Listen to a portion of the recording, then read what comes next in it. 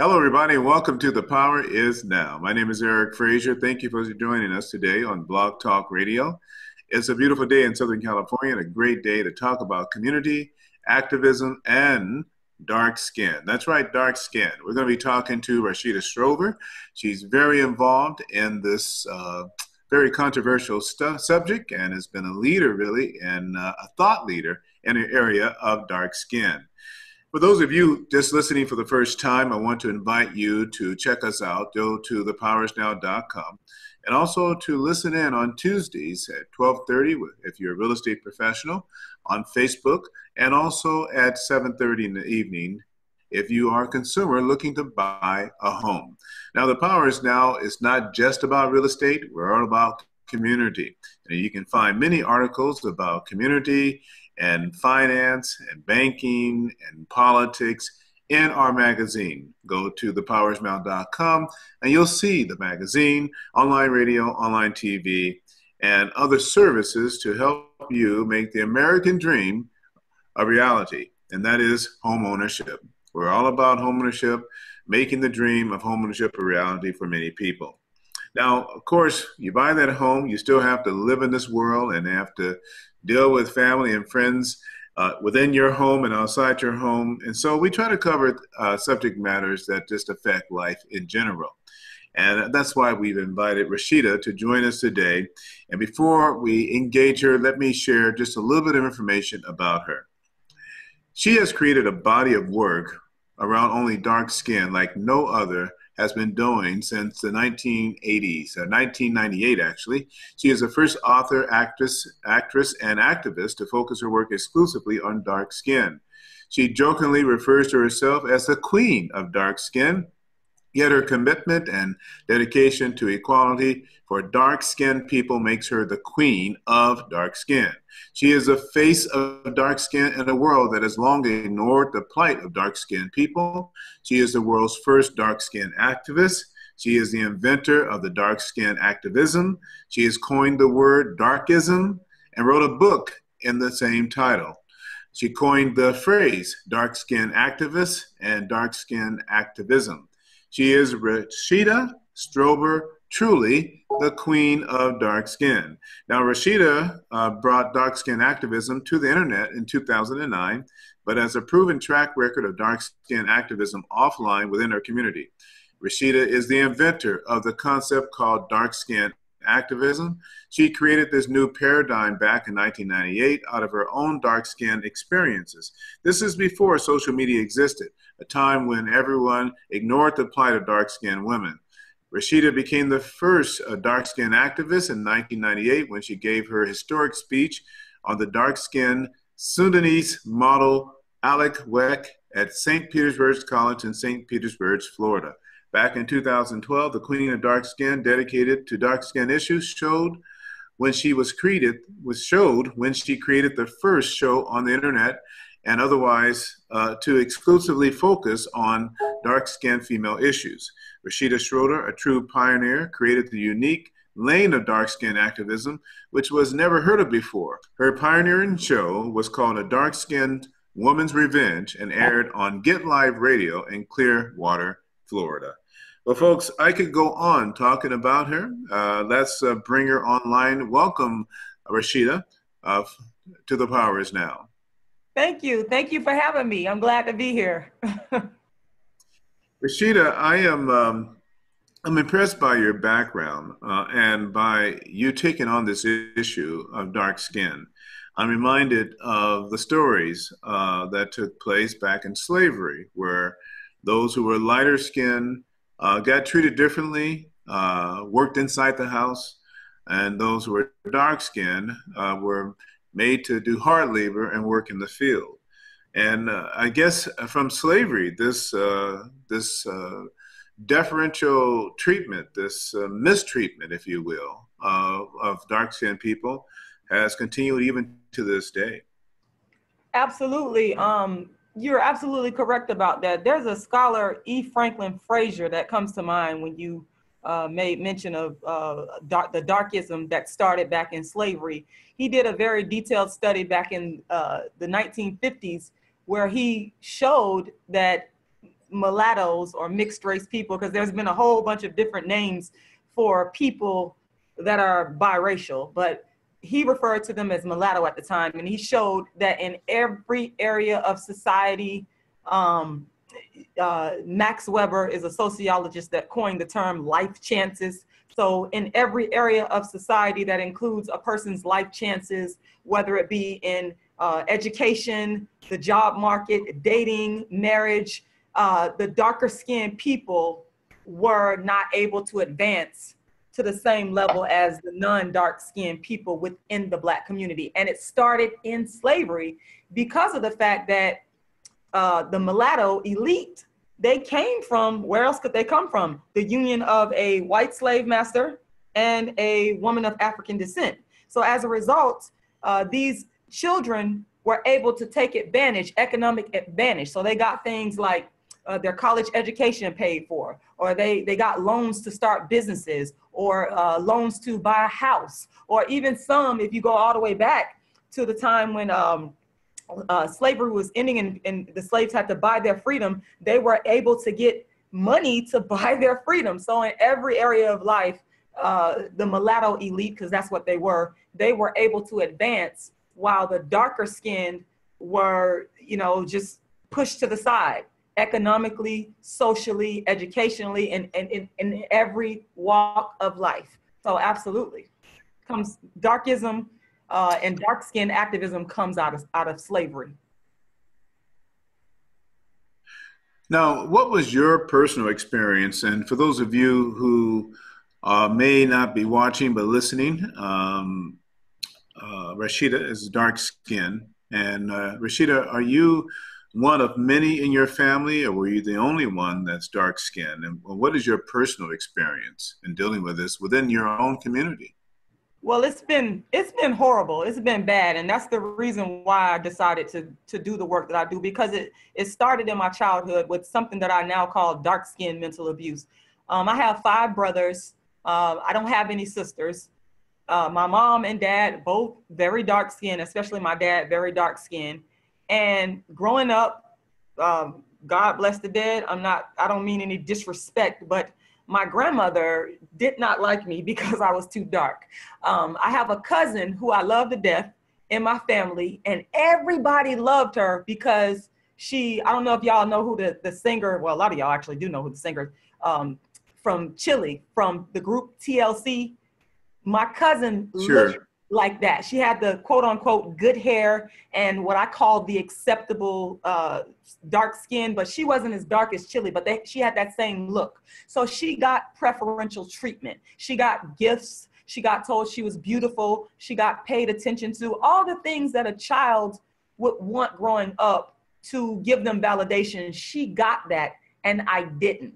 And at the time I couldn't articulate what was going on because of course I was a kid. But as I grew older, I began to understand this is what I now call darkism that was just extremely prevalent in my family. And, my father, who was super dark skinned, I didn't live with him because my father and my mother, they split when I was around 3 years old. But whenever I went around my dad, he always would say, "Oh, you're Black and beautiful." But then when I would have to go back to that environment of my other side of the family and then go to school, it was, "You Black and ugly, you're tar baby, you're manly, you look like a monkey." And then the ignoring and not paying attention, because that's another form of what I call dark skin mental abuse. When people in families treat a darker skinned child with quote unquote nappy hair different from a non-dark skinned child with a better quote unquote better quality of hair, that's darkism. And that impacts that child later on in life. I'm living proof that you can become severely impacted by it.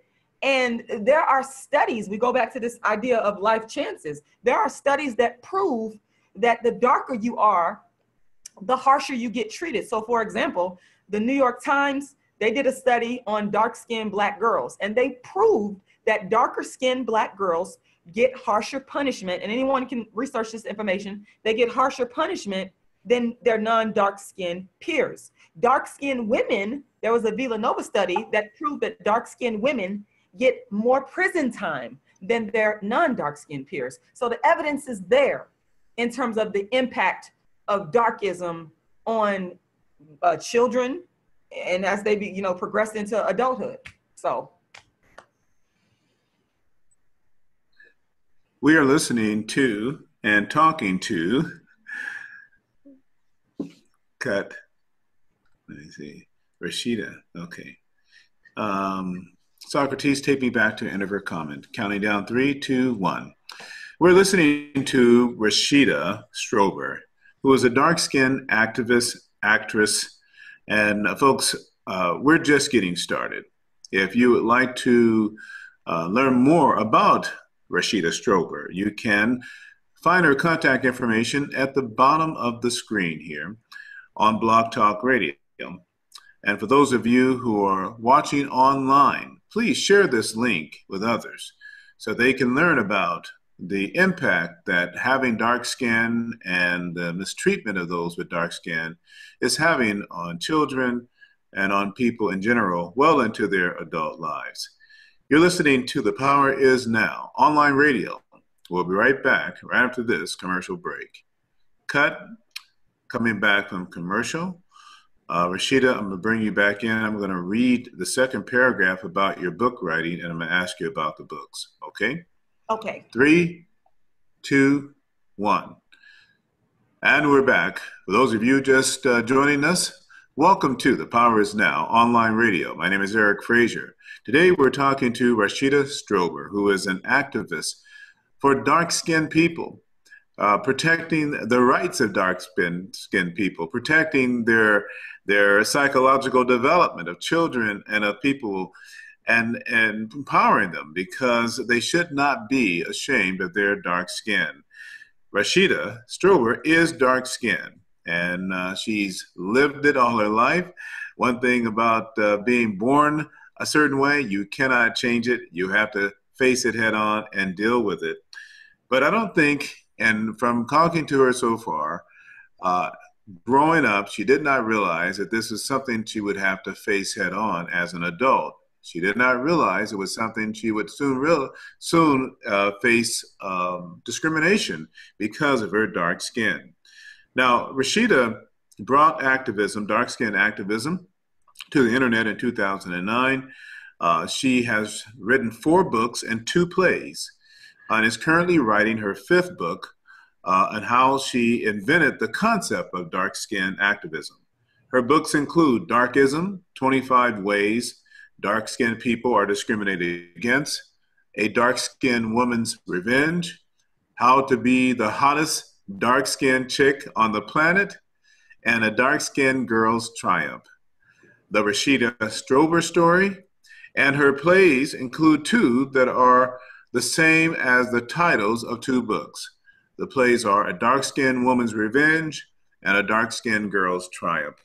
The Rashida Strober Story. Welcome again, Rashida, to The Power Is Now. The more I read about you and I hear you speak on this subject, I am definitely impressed with your commitment to make a difference in the community of dark-skinned people.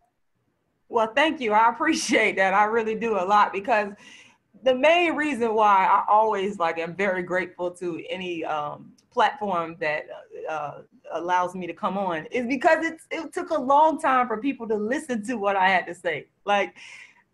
These conversations that I'm having right now, I've had these conversations for years with family members of mine, and I would be kicked out of their houses. They would say, I'm tired of hearing about this dark skin stuff.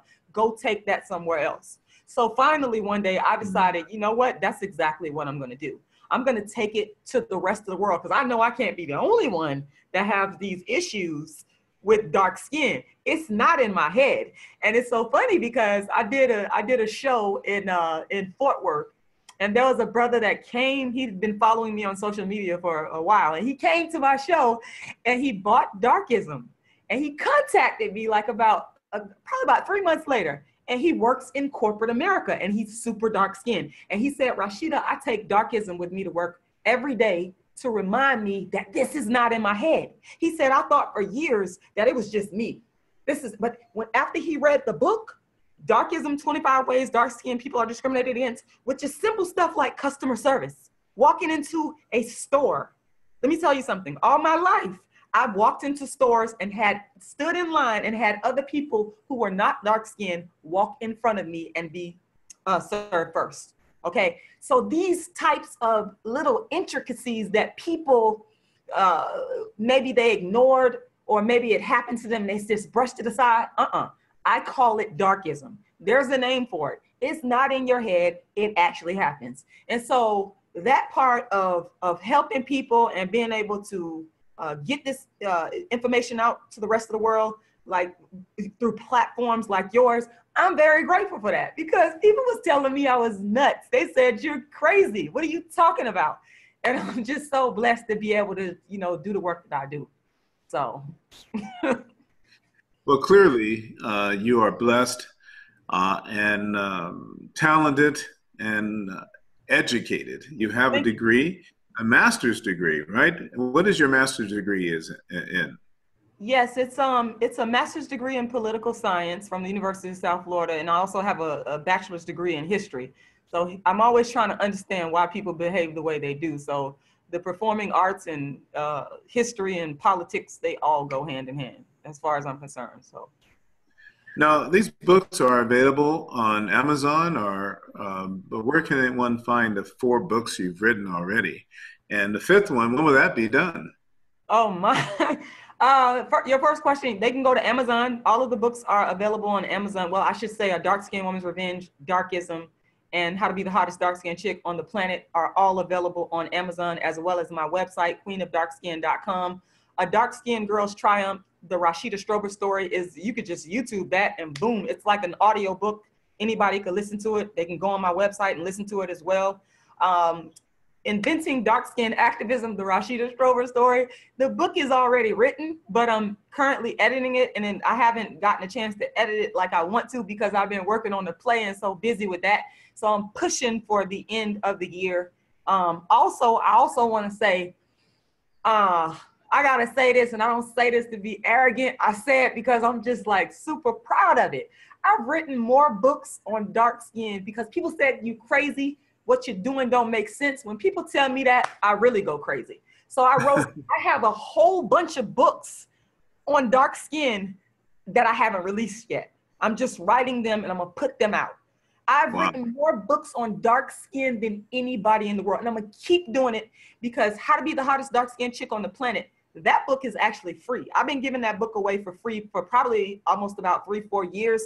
And people all over the world have read that book and they said, man, this book has helped me.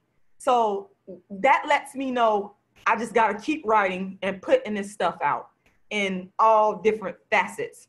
So to answer that question, when is the Inventing Dark Skin Activism, the Rashida Strober story? I'm hoping and I'm praying that I'm gonna be done with it by the end of the year, because I'm gonna take a break from my last show and I'm gonna finish this book. So.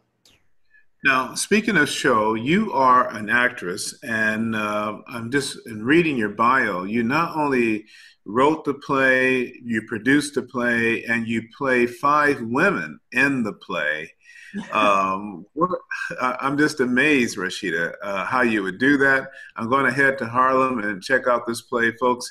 November 4th at the, what is it, Miles says? It's, I always have a hard time pronouncing it. I hope I'm getting it correct. I think it's the Maceless. Maceless, I think it's that. Maceless.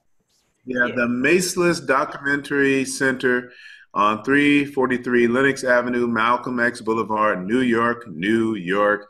And it's going to start 6:30 p.m. sharp at the on November 4th. A Dark Skinned Woman's Revenge on tour. Now, in this play, this is a one-woman show, right? You're playing all 5 women. Yes, I'm playing all 5 women, and I absolutely love it. And I ain't gonna lie to you now, it's a lot of hard work. I performed this show probably over 1,000 times, but I'm a perfectionist, so I keep rehearsing, because I'm always trying to top myself and looking for, oh man, did I get this right, or is this? So I'm always rehearsing every day, and I mean, I'm a vegan, so that's one of the ways that I do it, because I need a lot of energy, because it's a very physical show. I'm a physical person. I move a lot. So, and it's kind of long. It's about 1 hour and 20 minutes, but it's full of action. Like it's it's, you know, it's action packed. So like I said, I'm a vegan, and whenever I do my show, I know I drive my family crazy because I go raw vegan, and I pretty much take a vacation from food, and I consume liquids. I don't really like telling people that because they think every time I tell somebody that, they think I'm crazy, but that's my process. I need energy. So that's the only thing that gives me energy. And then I train like a boxer. I run at least anywhere from 4 to 6 miles daily because I know what I got to do. So that's my process, just continuous rehearsal, my juicing, my praying, my meditating, and my running, and that's what I do. That's my process. No, Rashida, have you gotten the attention of, say, Tyler Perry or Spike Lee or any of these, Oprah Winfrey? Have they heard of you, seen your play? Because I think the subject matter is so serious. And have you gotten any feedback from them? I would love to be contacted by people like Tyler Perry and Oprah Winfrey because I respect all of those people. But the thing, and I know that it will happen. I know that this work is going to reach a bigger level than what it's at right now. But the most important thing to me is just to keep doing the work, and that's what I'm focused on. You know, getting the play into as many venues across the United States as I can, and just like I said, just doing the work, because the proof that the notoriety and the recognition will come is when I started doing the play about 10 years ago or more. I remember there was only one person that showed up to the play. And now here we are 10, 11 years later, and no one knew who I was. Now people all over the world, I'd be shocked. I get messages from people from London, from Africa, all over the world. They know who I am. I'm like, wow. So, you know, that's proof that if you just keep doing the work, you gotta be vigilant. You just keep doing the work. It's going to happen. I'm living proof of that. So. Wow. Well, congratulations on this play coming out November 4th at the Malis Documentary Center, 343 Malcolm X Boulevard in Harlem. Folks, if you're in Harlem in the month of November 4th, please check out the play. How much are the tickets for the play? The tickets are $25 in advance, and you can get them on Eventbrite. If you go to my website, queenofdarkskin.com, there's a link that will take you directly there. They're $30 at the door, and if you bring groups of 3 or more people, will get a discount at $20 per person. Wonderful. I hope that you sell out. How long will this show run? It will be for one performance, but there could be a second performance because I was contacted today by a venue, and we are currently in talks to do a performance at this particular venue. So it could be a second show. So, have you come to California yet? You know, it's funny because I actually lived in Los Angeles for 3 years, from 2005 to 2008. And the first performance of A Dark-Skinned Girl's Triumph I did right on Pico Boulevard at Theater with a wonderful man named Jeff. So, and Art Evans, he was my first acting coach out in Burbank. Shout out to Art Evans. And I love that man because he always said, no matter where you at in the world, keep acting. And he was right. And that's exactly what I did. So I haven't brought A Dark-Skinned Woman's Revenge there, but I did do the Rashida Strober story, A Dark-Skinned Girl's Triumph, in Los Angeles. So, yes. Any plans to come back to Los Angeles? Oh, absolutely. Absolutely. You know, I'm working on it. Like I said, the person from Pacifica, they're actually in Berkeley.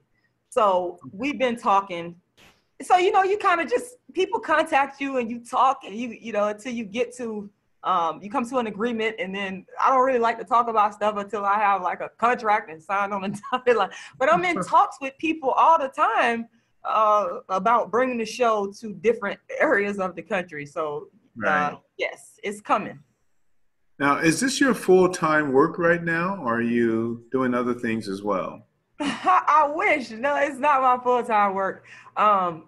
Even though it is a full-time job. I'm a professional tax preparer. I have a little small tax business. I also do nursing work. So those are pretty much the things that I do: my plays, my books, my nursing, my tax business. I do a Yeah. lot of stuff. So You're an entrepreneur, clearly, and an actress and an activist, yeah, and you are fighting for the recognition of the power and the beauty of dark skin, right? Because it's absolutely. something to be proud of.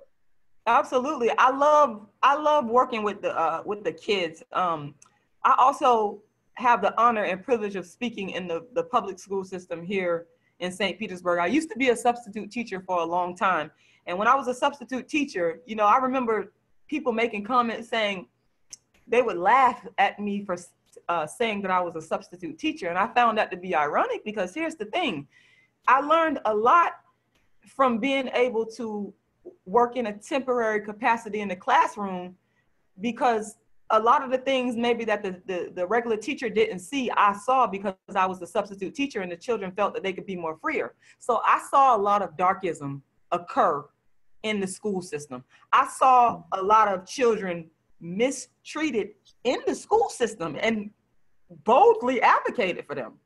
Wow. To the point where it was, sometimes I'm the type of person when something happens and I know it's unjust, I'm not worried about my job. That's the least of my concerns. What's important to me is justice. So I saw children, I sometimes it's like hard for me to talk about it because it's a very emotional thing, because again, I think about the life chances of those children. I think Right. about what are they going to become when they grow up. I'll never forget this. There was this one young man. I'm gonna try not to say too much about this particular school, but there was this young, dark-skinned little boy. It was the 5th grade, and I was doing a long-term sub because the teacher had just said, "I'm tired of these children." They were African American children, and she just left. She just left.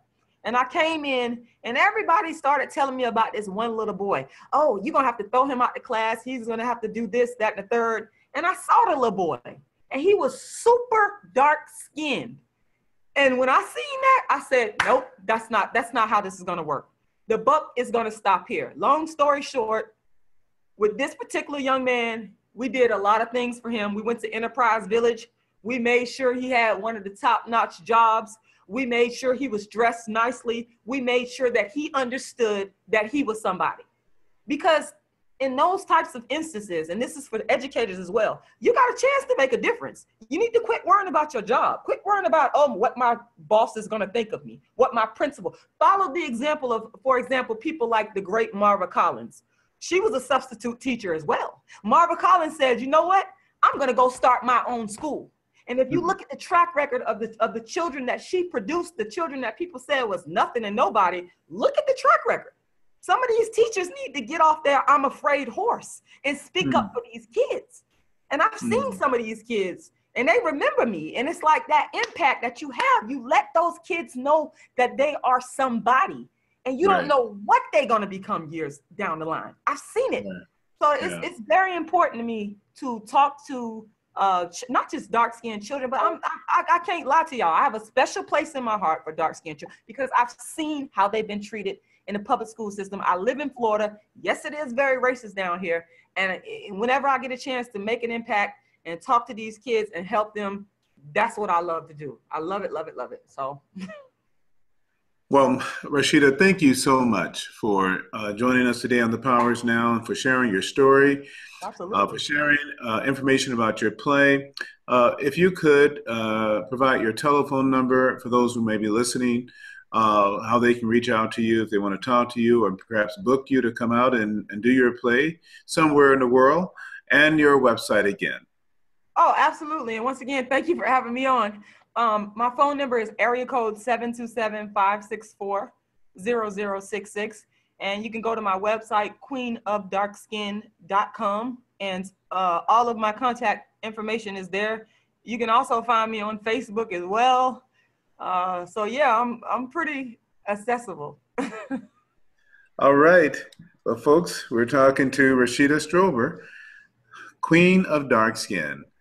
Thank you for joining us today. And please continue to follow The Power Is Now, radio, online TV, and magazine. Have a wonderful day. See you soon right here on The Power Is Now.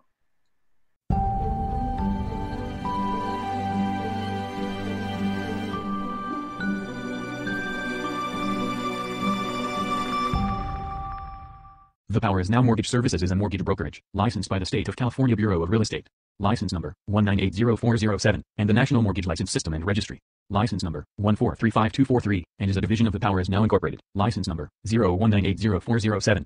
The Power Is Now Incorporated is not affiliated with any state or federal agency. The Power Is Now Real Estate Services is also licensed by the State of California Bureau of Real Estate. License number 019800407, and is a division of The Power Is Now Incorporated. The Power Is Now Incorporated is an equal housing lender. Eric Lawrence Frazier, MBA, is a California licensed loan originator. NMLS license number 461807, and a licensed real estate broker. California Bureau of Real Estate license number 011433484. Restrictions may apply to all loan programs. The information and data are subject to change without notice. All loans are subject to credit approval. The information presented is not a commitment to lend or extend credit. Not all loans or products are available in all states. The Power Is Now Mortgage Services and Real Estate Services are a division of The Power Is Now Incorporated and are only licensed to conduct business in the state of California.